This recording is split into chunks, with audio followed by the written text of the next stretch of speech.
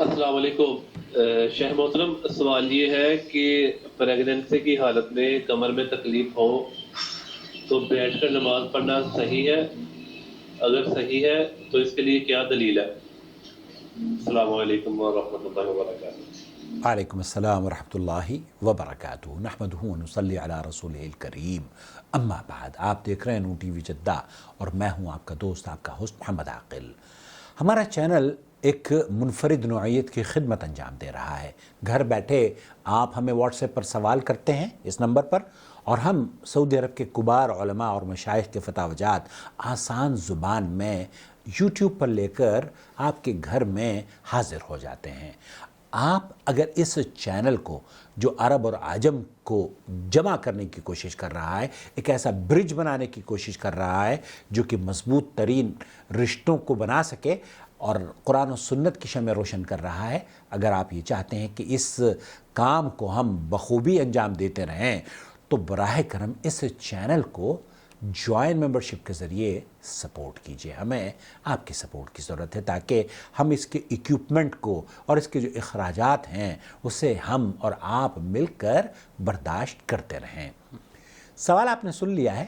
بھائی یہ جاننا چاہ رہے ہیں کہ ایک عورت جو پریگننٹ ہے اس کو کیا اس بات کی اجازت ہے کہ وہ بیٹھ کر نماز پڑھ سکے؟ اس کی کمر میں درد ہے۔ شیخ خالد المصلح سے یہ پوچھا جا رہا ہے کہ 7ویں مہینے کی پریگننسی ہے، ایسی صورت میں وہ پریگننٹ عورت کیا کرے؟ بہت بھاری اس کا وزن ہو چکا ہے اور وہ اس کے حمل کی وجہ سے بیٹھ کر نماز پڑھنا چاہتی ہے۔ حدیث سے عمران رضی اللہ تعالیٰ عنہ، اللہ کے رسول صلی اللہ علیہ وسلم نے فرمایا صلی قائماً، کھڑے ہو کر نماز پڑھنا یہ اصل ہے۔ نماز کے لیے اصل یہ ہے کہ کھڑے ہو کر پڑھا جائے۔ هذا هو الاصل، یہی بات حکم ہے کہ نماز کھڑے ہو کر پڑھی جائے گی۔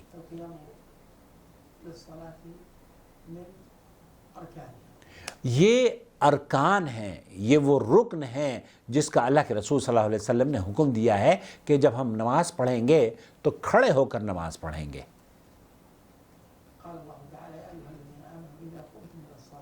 اذا قمتم الى الصلاة، تو یہاں پر بھی قیام کا حکم ہے اللہ رب العالمین کے فرمان میں۔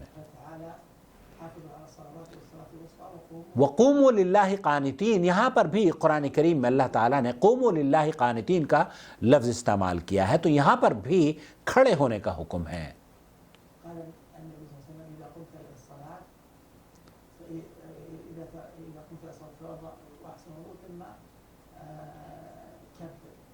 آپ علیہ السلام نے فرمایا کہ آپ نماز کی تیاری کرتے ہیں تو وضو کریں، اور وضو کرنے کے بعد آپ پھر تکبیر کہیں۔ وَقْرَأْ مَا مَعَكَ مَا تَيَسَّرَ مِنَ الْقُرْآنِ، تو وہ قرآن کریم میں جو آپ آسانی سے پڑھ سکتے ہیں پھر اس کے بعد اس کو پڑھ لیں۔ ثُمَّ ارْكَعْ حَتَّى تَطْمَئِنَّ رَاكِعًا، پھر آپ رکوع کیجئے حتیٰ کہ آپ کو اطمینان ہو جائے کہ آپ رکوع میں ہیں۔ فقیام جو کھڑا ہونا ہے نماز میں یہ رکن ہے من ارکان الصلاۃ۔ یہ لیکن ایک شخص کے لیے، ایک مسلمان کے لیے اس واجب کو چھوڑنا اس کے لیے جائز ہے جبکہ اس کو شرعی عذر ہو۔ صلی قائماً، اللہ کے رسول صلی اللہ علیہ وسلم نے فرمایا ہے حدیث عمران کہ صلی قائماً فَإِن لَمْ تَسْتَطِعْ، اگر آپ کھڑے ہو کر نماز نہیں پڑھ سکتے فَقَاعِدًا، پھر آپ بیٹھ کر نماز پڑھیے۔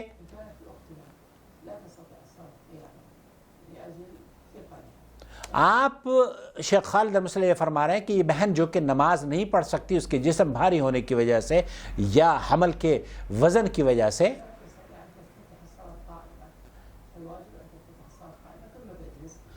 شیخ فرما رہے ہیں کہ آپ بہتر یہ ہے کہ آپ کھڑے ہو کر نماز کا آغاز کریں اور پھر اس کے بعد بیٹھ کر اسے مکمل کر لیں۔ یہاں جب آپ کے لیے آسانی ہو آپ کھڑی ہو جائیں، اور جب آپ کے لیے آسانی ہو جو ارکان آپ کر سکتی ہوں آسانی سے اس کو آپ انجام دے لیں۔